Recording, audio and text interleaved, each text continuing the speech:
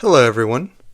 Did you know Michael Jackson was moments away from directing a major Hollywood movie with Mel Gibson before he passed away?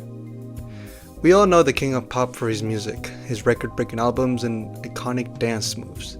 But behind all of his musical records, Michael had a hidden dream that many people, and even some hardcore fans, didn't even know about. He wanted to conquer the film industry. Michael didn't want to be trapped in only making music. He wanted to expand his art into filmmaking. His biggest idols were pioneers in this industry, such as Walt Disney and Charlie Chaplin. While we remember him for doing cameos in the early 2000s, and even famously pitched himself to play Willy Wonka in 2005, even producing a whole soundtrack for free just to get the part, he was ultimately rejected due to the controversy surrounding him. After that, his life became quiet until his tragic passing in 2009. But the most shocking part that almost nobody talks about, Michael wasn't just trying to act, he was incredibly close to directing his own major motion picture with an experienced Hollywood director. Today, I'll be telling you the complete, untold story of Michael Jackson's lost movie.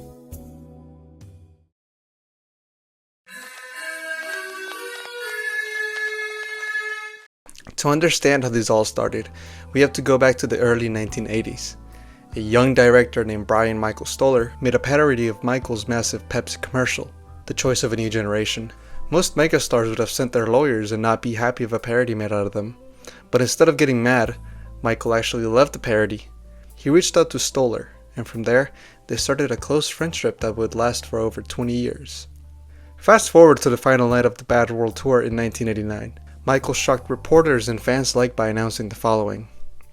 Aren't you going to miss this kind of thing, that energy? The audience is going crazy out there. How are you going to stay away from it? I don't know. It is my last one. Are you really never going to do another one? No. Okay. That's it. Thank you. This was his last and final tour. The truth was, performing on stage was taking a massive physical and mental toll on him. He wanted out of the grueling touring cycle and wanted to focus his creative skills towards movie production. His first major solo attempt to make it big in the film industry was Moonwalker in 1988. Now, Michael had acting experience before. He starred in The Wiz in 1978 and the groundbreaking 3D sci-fi spectacle of Captain EO in 1986. But Moonwalker was his movie. It wove together music videos from the Bad album with a surreal storyline of Michael saving kids from a drug-dealing villain. Yes, that was the plot. While the public loved it, critics were harsh. Many argued that it wasn't a real movie, just a very expensive music video compilation. It didn't win any major film awards, which frustrated Michael. He knew he had to prove himself to Hollywood.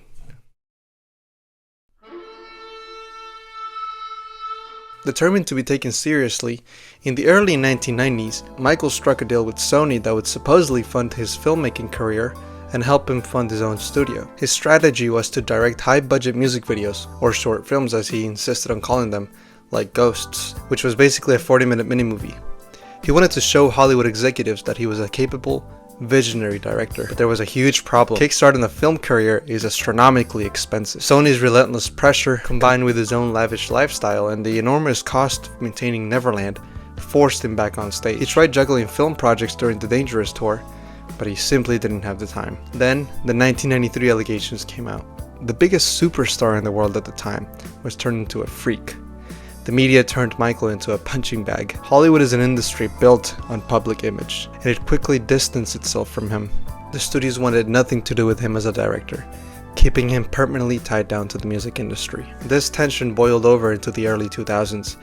After wrapping up the History Tour, Michael was exhausted. He released his final album, Invincible, in 2001, but completely refused to tour for it. This led to a massive, very public war with Sony and its executives. Michael protested in the streets of London and New York, declaring his independence. Free from the touring machine, he finally had the time to call his old friend Brian Stoller. Michael would finally have the freedom to start working on his very own movie. Michael and Stoller didn't just want to make any movie. They had a specific, deeply emotional project in mind. They settled on adapting the best-selling autobiography, They Caged the Animals at Night, by Jennings Michael Birch. If you don't know the story, the book follows the true story of the author as a young boy who is abandoned by his sick mother and forced to survive in a series of abusive orphanages and foster homes. His only friend and source of comfort in this world is a stuffed dog he names Doggy. It is incredibly easy to see why Michael Jackson connected to this story. Michael famously felt that his own childhood was stolen from him due to the grueling Jackson 5 schedule. He saw himself in that little lonely boy clinging to a stuffed animal. Michael was so invested in this project that he flew the author, Jennings, out to the Neverland Ranch. They spent days together talking about the script, ensuring that the movie would perfectly capture the emotional weight of the book. Michael was ready to finally start the production of his own film. To warm up and strengthen their working relationship, Michael agreed to make a cameo in Stoller's 2004 comedy film, Miss Castaway. To make Michael comfortable, Stoller brought the entire film crew to Neverland Ranch. Behind the scenes of that silly cameo, serious business was happening. Stoller and Michael had the script for They Cage the Animals at Night ready. They were actively scouting locations. They were looking for casting options for the main character. They had also secured a deal with Mel Gibson's company, Icon Productions. Mel Gibson had just come off the massive success of producing The Passion of Christ, and he was going to produce Michael's film. Everything was finally coming together. Michael's lifelong dream of becoming a Hollywood director was months away from becoming a reality. But then, 2003 happened. Michael faced new and harsher allegations. The police raided his private home, Neverland. The media circus was worse than ever. Overnight, Michael was entirely blacklisted from Hollywood. Icon Productions and Mel Gibson quietly stepped away from the project. No studio would touch anything with Michael Jackson's name attached to it. The only reason Miss Castaway even kept this cameo was because he had been filmed before the police raid. This totally destroyed any plans the duo had, and halted the production of the movie indefinitely. Michael spent the next few years fighting for his life in court, eventually being acquitted of all charges in 2005.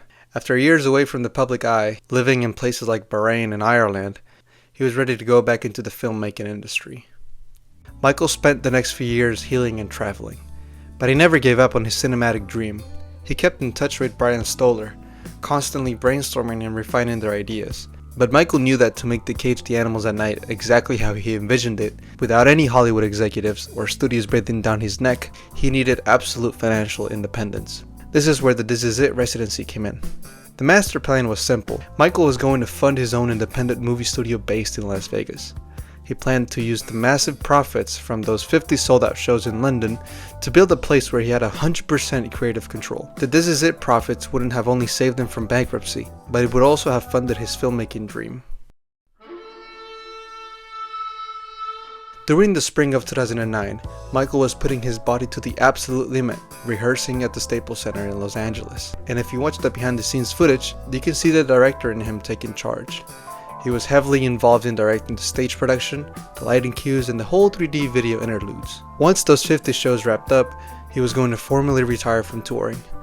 He was going to follow the dream that he had been having since the late 1980s and commit entirely to They Cage the Animals at Night. He wanted to be the next Walt Disney, creating stories that moved the world and healed people. Everything was finally in place.